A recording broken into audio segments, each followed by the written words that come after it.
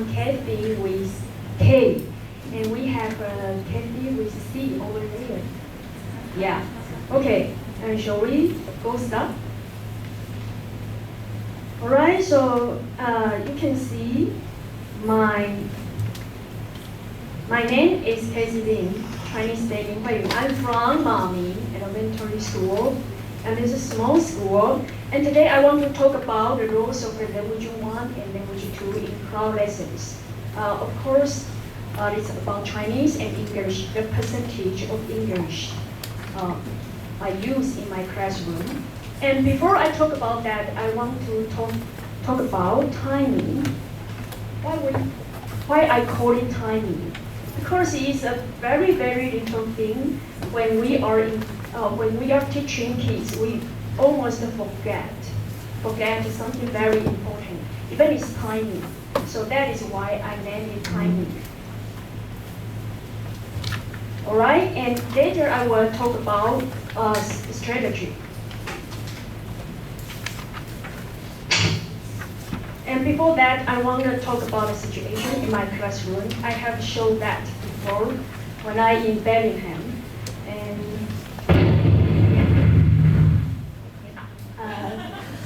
wake up, yeah. So these are English. And what troubles me the most is the still English, and that's me, real me. And I want to solve this problem. Why I do so much things and still get nothing. And I want to talk about what new ideas I learned in this program that I already use and change my teaching. However, these students who have less confidence might think it's a different world. We think that we give the kids the best thing, but for these kids, I want to show you when I put a student-directed class and what happened to these kids. The kids say, the little girl say, just tell me what I should do, please. They don't want to be the leader. And we have more teamwork. Yeah, we talk about that all the time. And what happened to kids?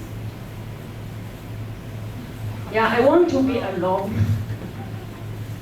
That happens quite often in my school. And the second one, brainstorm. Yeah, we talk about that.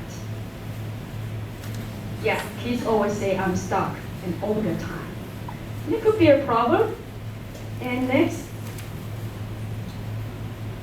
drama use. We have a good time with math when we were in American. And what happened to kids? Yeah, this is struggling. Not for me, I'm too shy to do this. All my kids are shy actually. And final, when I teach English in English, I try, and what happened to these kids? I'm always the last one to understand you. Yeah, we take care of that kind of kids. Maybe 1 or 2 kids can understand you, but almost none can get you. All right, so I do so many things. And let me think, maybe I missed something important after I made so many changes in my teaching. I keep asking myself that question. And what is it? And I want to talk about back to the moment when I was listening to Luke and Tara's presentation as a student in Bellingham. That's mean a lot to me. I found one thing. I was more active, excited, and motivated as a student when we were asked to teach back to the teacher in Chinese than in any other learning activities. And what is that? That moment, I wake up because Chinese is my mother tongue, and I find that I have the ability to teach back, and that's a good thing. So I think if I can put this into my classroom, then what will happen? And I think what is that? It's about role play. When we teach back, I become a teacher. I'm not a student anymore. And that's good for me. And I want my students to experience what I have experienced. Okay, so I want to show you some photos, a video record about what I've done, about the skill, teaching bring back in Chinese.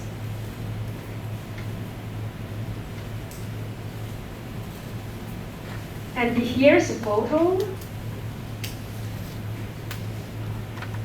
This girl gave us some up to bring, because bring pronounces a good word in Chinese. And they have a good time. And I want to show you a video.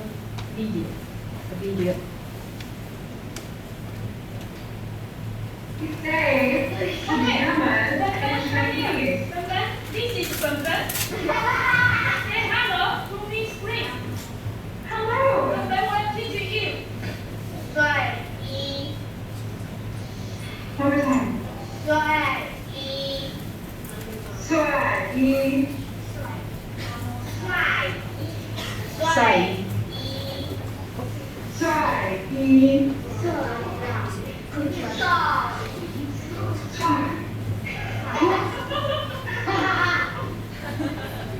Okay, so Ben is always the star boy in the classroom.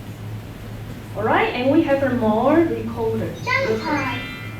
Here's a Hey guys, it's Luna. Today, I'm gonna draw a Christmas tree and accessories. Let's start. Where are you? Let me catch you. Google. You get up here. Here? No? Can you come here? This one? You should be my assistant.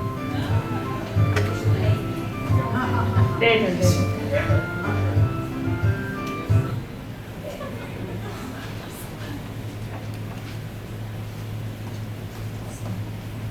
We should run it again. Yeah, very good. Go. Now this is another video. Yeah, let's make it quickly. Yeah, and we go to feedback sheet. And you can see here's a sheet about kids' satisfaction about brain's lesson, and then we have a fine from 1 to 5 the score, and they give the brain the higher. And question 2, 3, 4 is the score about the kids. And we can see they are satisfied about the lesson and brain. And the other boy is not, he's not satisfied with himself, so he got the score 2 and 1. But he's satisfied with brain, year 5. You can see that item. Okay, and we have an interview record. And I interviewed 9 students. I have 3 boys and 6 girls in my classroom, and I interview them. Here's some below. 1, 7 students started to teach Miss Spring Chinese, and they have shy personalities. And the second, 1 girl doesn't enjoy teaching Miss Spring Chinese, and I asked why, and she said, I prefer to listen for English because she has more confidence in English and just transferred from a bigger school in October. Yeah. And the third one boy has no obvious feeling about it. And we have that kind of boy in any classroom, this school anyway, so, okay. And we have some reason, some words from kids. They say it's interesting to hear Miss Bryndis speak Chinese. It's weird, but I like it. It's a lot of fun here, and it's safer to teach Miss Bryndis Chinese. Teaching Miss Bryndis Chinese can make me feel that I'm useful and I have the ability to help people. And I have been a student in my whole life so far, but now I can teach a real teacher. So weird, but I do love it. Yeah, that's what I think. And why and how does that happen? It's about psychology. All right, I will show you. On the case tell me a little word. Teaching the foreign teachers our mother tongue can be a source of pride as a student. I think this is important. It's about the psychology. If kids feel we are useful, we can teach you back things, then they have a higher motivation. And we need to trust and believe. Students have more abilities to do things than you think. And in their word, I want to show you something, the vanishing. When kids teach back in Chinese, strengthens, pressure, shyness, distrust, low self-confidence, and suspect, on vanish. And after all the bubbles are gone, this is what is left behind. Yeah, the pride student. Yeah. And here's some thoughts from teacher Bryndis. Bryndis think I personally love being taught Chinese by the students. I think it is good for me to see the difference between Chinese and English. And it's also good for me to struggle with pronunciation. That way I can show the kids that language learning is hard, but that it's okay to struggle. I also like to learn from them because I want the kids to feel important. I want them to be proud and to want to share their first language. Yeah, so both, it's good for both sides. And why this concerns me, positive recycle leads to an effective and positive attitude in learning English. I want to create that. And here's my conclusion. I want to show you the real classrooms through some photos of the national borders. Yeah, a border between the US and Mexico. Here's the two sides between teachers and students in real condition. Just image. And we have more. The border between India and Pakistan. Here's a spotlight. And if someone try close the border, you will light. And we have more. The border between Pakistan and it's pretty hard to pronounce. Afghanistan. Yeah. If you try to close the border, someone will shot you, and might be teacher. And I think if we can create a border between the USA and Canada, a shared library. I like this. There's no border between the two countries. Why we can do that? We can do that between teachers and students.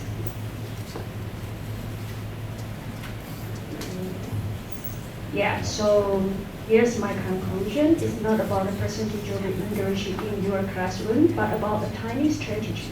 What is it? To build a bridge between teachers and students. So I hope that you guys can find your bridge between you and students. Thank you.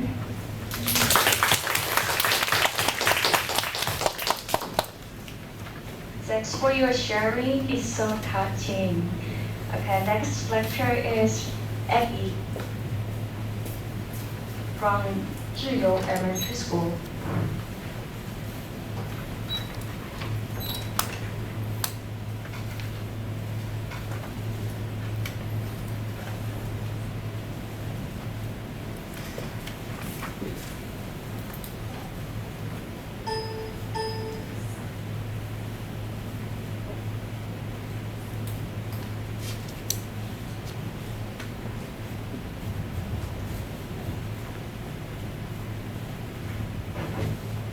Hello everyone.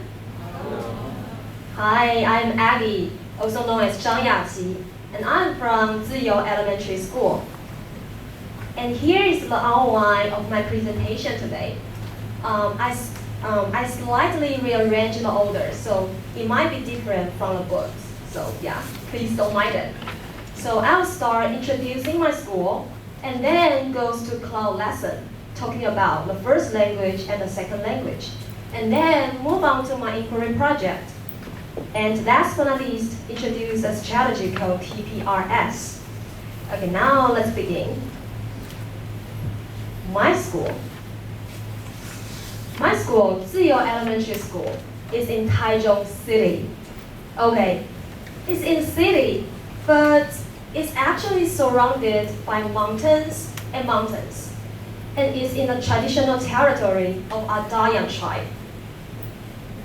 So, my school is a very, very small school. We have only 51 students, but we have 2 campuses. And these 2 campuses, it only takes 5 minutes to drive from one to another. Oopsie. Well, the main campus has 100% of indigenous kids. Most students in branch campus are Han Chinese. Unfortunately, these 2 parties haven't really gotten along with each other. Okay, so I faced a dilemma because Cloud Project asked me to choose only one class to join the Cloud Project. So, which side should I choose? Both sides are my beloved students. To benefit, to make Cloud Project more beneficial, I ended up persuading my school to make the 6th graders from 2 campuses to join together for this program. And thanks to my amazing colleague who drive students from one campus to another. These students are allowed to learn together, cooperate together. So, what I really like about this project is that it offers my students multicultural learning experiences. And these experiences not just from my American club partner, but also from their peers. These students who are from different ethnic groups, they are learning together and grow together. So, and on June 8th, my students, they finished the cloud lesson and went back to the branch campus. And this is what happened. Okay, these giant rocks just fell down from the cliff after the heavy rain. So, and then, fortunately, all of my students, they were safe. No one got injured. But at that moment, I did feel like even though everyone has equal right to education, and this is the risks my students take just to get access to learning English. Okay, now let's move on to Cloud Project. My teaching partners, Cassie, okay? Well, Cassie focused on the psychological security that the mother tongue Chinese could bring. I focused on how to reduce Chinese in my classroom. So we were like 2 different counterparts. Okay, so my goal throughout the Cloud lesson is to expose students to the maximum of native speakers. It means teacher brings English. So throughout the lesson, Bryndis does most of the talking. And I don't translate for the students. But still, I allow my students to use Chinese. They can talk to their classmates in Chinese. That's okay, because I wanted to feel a sense of security. And just as what I mentioned, I avoid translating for students. If translation is needed, it always comes from the students. Students do the translation. I don't translate. And also we only use Chinese for these 2 purposes. The first one is to do comprehension check, to check ideas that you couldn't express with realia or gestures. And also, we use Chinese for cultural exchange, like teaching teacher bring Chinese. And about the roles of English. Sure, it's the target language, so the more, the better. But how to make it comprehensible? Oh, sorry, wrong spelling. How to make comprehensible and comfortable to every student. How to make students understood when there is only English. So, like Cassie just mentioned, okay, teachers who join in this program, see Cassie. We sacrifice a lot of our holidays. So like before every cloud lesson and after every cloud lesson, Bryn and I will have a lot of meeting to design our instruction and practice how to give direction, all in English. And we need to make sure that we simplify the language so students will understand. And then we use cooperative learning. Think, pay, share is the smallest unit in my classroom. So before every lesson, the student draw a popsicle stick and decide who their partner is. They can share, think, practice with their partners. So when they face our American teacher, they won't be alone. They always have a partner by their side. And just as I mentioned above, the students from two campuses, they don't get along with each other, right? So, after working with other students for several times, they slowly see we are stronger when we are together. And their relationships also become better through cooperation. Okay. Oh yeah, and we want students to use English to talk about daily experiences. So you can see my students, they will happily introduce the sport team, and they even bring a bat to the classroom and show teacher Bryndis how to swim. And they show the recorder, the music class in Taiwan, and they also introduce the traditional Adaya clothing. And we do a lot of totally physical response to assist their comprehension. Like this one. Oh, and I love this one. Do you know what food is it? Okay, it's an apple. They are trying to show an apple. So, yeah, the kids, they love to raise their hands, move around, and enjoy the class. Oh, and also we do a lot of drama and storytelling. Bryndis is such an amazing teacher. He even drew stories for the students. Yeah, this is her illustration. And we do skit. And the students also do role play too. Can you see this is a fake iPhone 10? And the kids love it. Okay, here comes the problem. When Bryn and I were doing the skit, but actually we're on the two sides of the screen. How to make the skit looks interesting and interactive? Oh, I want to show you. This is my favorite part. Okay, please focus on the foot on my hand. Okay, once again.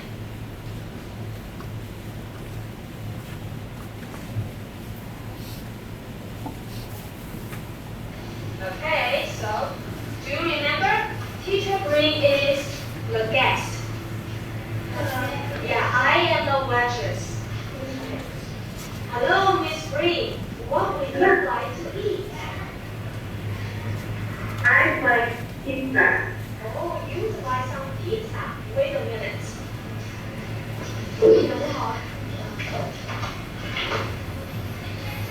Here you go. Thank you. Did you see that pizza? You're welcome. Okay. What I else? also like soda. Okay, I see you like some soda. Wait a minute. Soda. Here you go.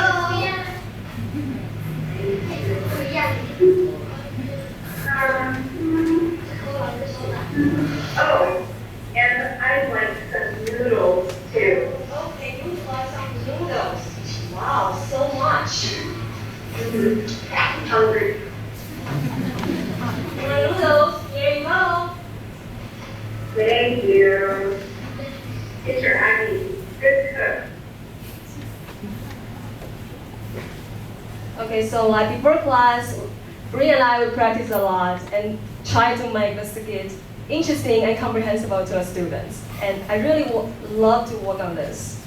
Okay, and also we use a lot of interactive teaching aids like the magnets and a whiteboard, the Venn diagram, the matching card, and we even make passport for every student while we're teaching the culture and country lesson.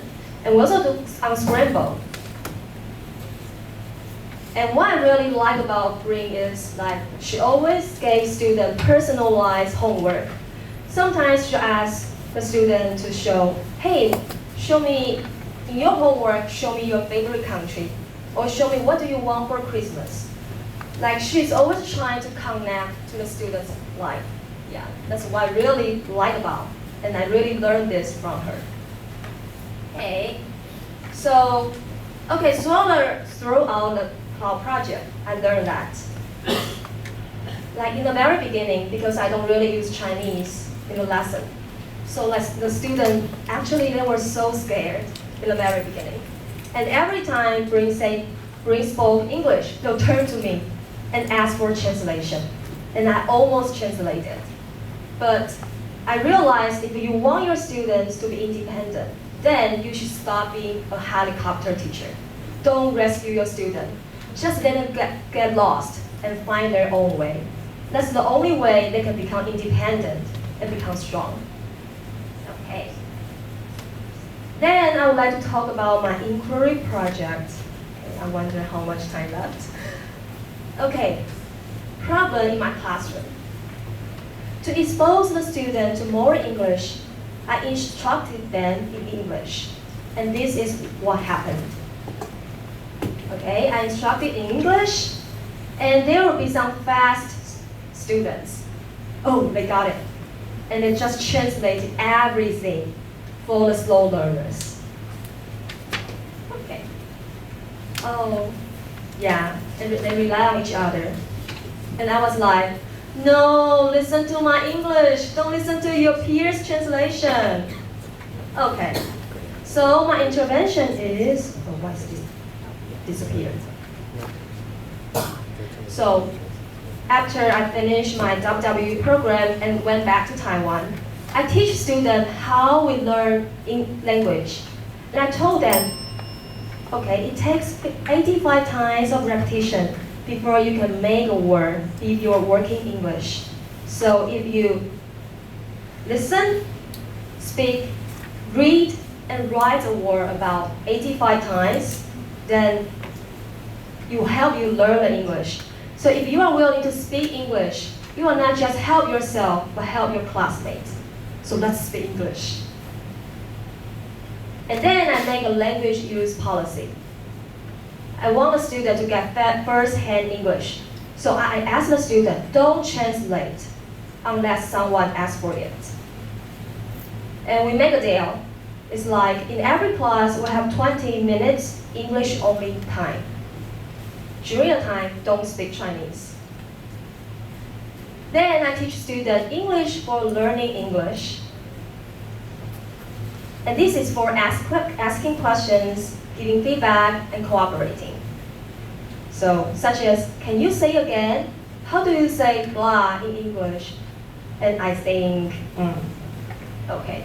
And I review this classroom English again and again, and keep adding new classroom language. Okay. And this is the classroom language card. We have English for asking for help, for answer questions, for cooperation, and for giving feedback. Okay, and I try to, then I teach English in English. And to make it understandable, I plan and write script before lesson to stay in bounds. And use a lot of comprehension input and questions hierarchy. Okay, so after all these things, I noticed that students improved. Their listening skill has improved. They pick up the language faster, and they generate language. They don't just translate. I remember one time a student is trying to say chicken nugget, but he didn't have the word, so he said little fried chicken instead. Yeah, that's a new language, and I love it. Okay, so for my conclusion, even though I use a lot of English in my classroom, but still I feel my class is very teacher-centered. I control the topic students discuss about. So yeah, and right now actually I don't know how to deal with this question too. I'm so struggling, but I think I will find it out one day. Okay, I don't have time for my last part, so I will quickly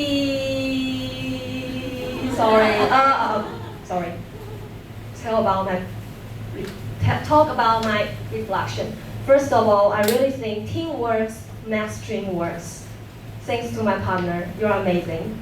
And then I realized it's important to take healthy risks because I'm a person who is afraid of making mistakes. But throughout the project, I realized the faults and mistakes are what I am, making up the brightest stars in the constellation of my life. And sometimes, as the only teacher of my school, only English teacher of my school, I feel very lonely. But to all the lonely whales out there, let's keep singing until this song that has no answer reaches tomorrow. Thank you for making all these things impossible. Thank you. Thank you, Aggie. Our next lecturer is Ms. Bryndis Crider.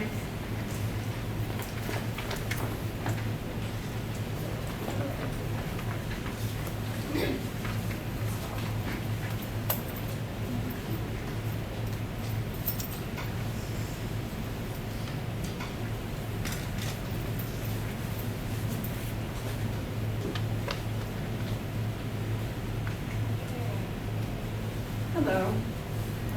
How are you? Thank you. I don't know how to use technology very well, so bear with me. I will be quick. I know lunch is soon. Okay. My name is Bryn. My two partners are Kathy and Aggie. They are wonderful. Thank you so much for having this experience with me. This is my Taiwan Cloud Project Reflections as an online teacher.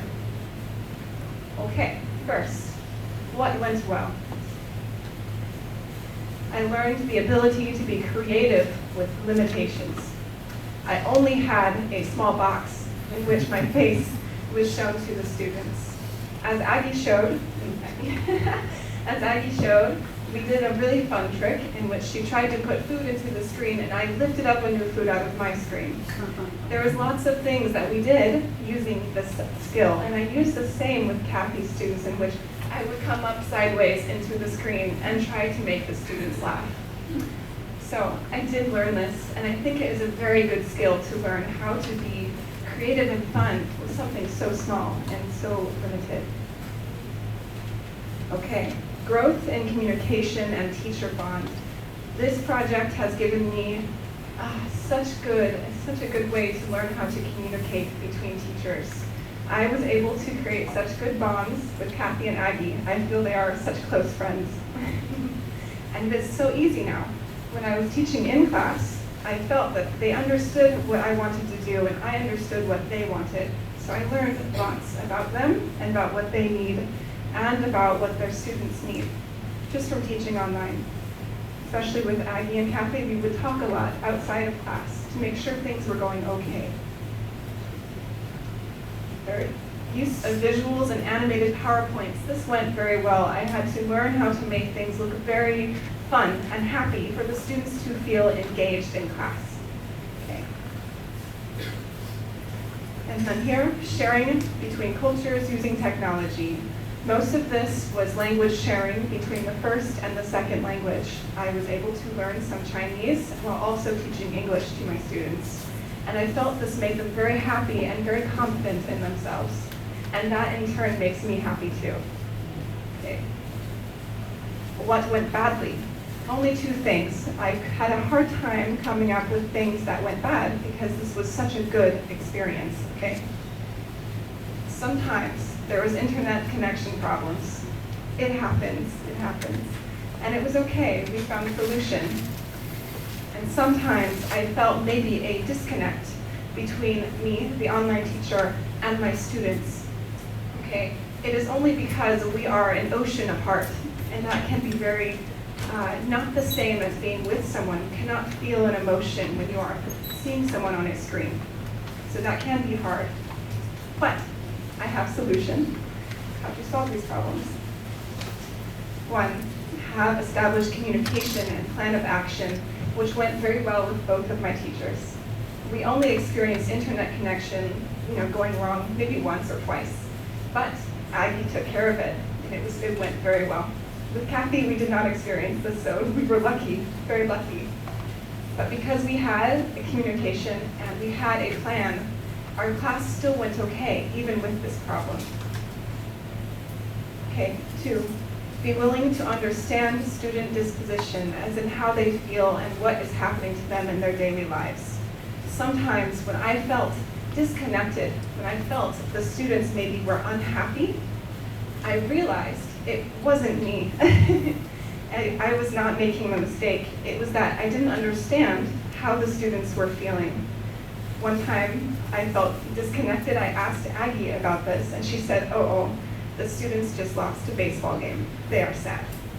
It's not me. It is because of something that has happened in their lives. And that's okay. And it is good for me to try and understand this, so I do not take my own problems into the class, and I pay attention instead to the students' problems and make their lives better. Okay. 3rd and last, be willing to see that you are doing your best work. We as teachers put in so much effort and so much time and also emotion into teaching our students. So I think when you are confident in yourself, you bring your best self into your class and you help your students. And that is so important for your students to see that. Okay. This was my visit to Maning Elementary, and I found each school had very different personality, and that was good. This personality of the school felt like community and tradition. First, they taught me calligraphy. They did dragon dance for me with a big drum. Ooh. And then they made me play it. It was very scary. Okay. And also community, they really felt like family. They came together.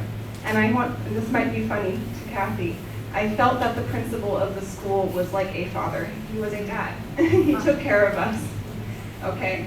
And I also realized that this school, it needed to use the mother language. And this is part, I think, of tradition. It was to keep alive these students' home language and their own culture. Okay, and it worked really well. The students learned very well using their first language in class. And that is so good. Okay, so good. Zuyo, how would I say? Zuyo. This is a hard word for me. My visit to Zuyo Elementary felt it was a focus and a celebration of the students. Okay, very beautiful school, okay, in the mountains, and it was lovely. So here, first day, we had a large celebration in which we only focused on students and their performances and how they are as people. Okay, and there is the principal and some of the teachers and the parent presidents, okay? This was also a very community-based school, and I felt that here the students' focus was part of having them learn English, becoming as more important, okay? So because the focus was on the students, we were able to more successfully teach them English, and instead using their first language as more of a safety net in Aggie's class. So different personality here in this class as compared to Aggie's, which is why we use different teaching styles. Okay. So the roles of the L1 and the L2, first language and the second language. In Kathy's class, the first language was a sturdy support in which students would lean against. So they would feel safe. And this, to them, was very helpful for their language learning. In Aggie's class, the first language was a safety net that was underneath them at all times, in which, in case they could not understand, they could fall into it, and it was okay. But we didn't need to use it as much, and that is how her students were. They are also older students than Kathy's. Kathy's are much younger, and they're a bit lower English level. So this makes sense for the young students, and this makes sense for the older students and how they function with English. overall, my conclusion. Okay, this was a life-changing experience. Really, it was so wonderful. And I want to thank Kathy and Aggie, and also the Ministry of Education for helping and making this experience so wonderful, especially my trip here to Taiwan. This is also a gift. I feel I've been given a gift of happiness and also new knowledge. I have learned a lot. I'm very young. I am Mei. I'm a 22 young girl here, and so this is all very new to me, and I'm learning a lot about how to be a good teacher and also just a good person and learning. And last, this is a new perspective on teaching. Without Kathy and Aggie, I would not have learned how to teach differently from how I was before. But now I see there are many ways to teach, and there are also very good ways to teach that are different from my own. So this was helpful for me. And I feel that from now on I can become a better teacher because of this program. Okay, thank you.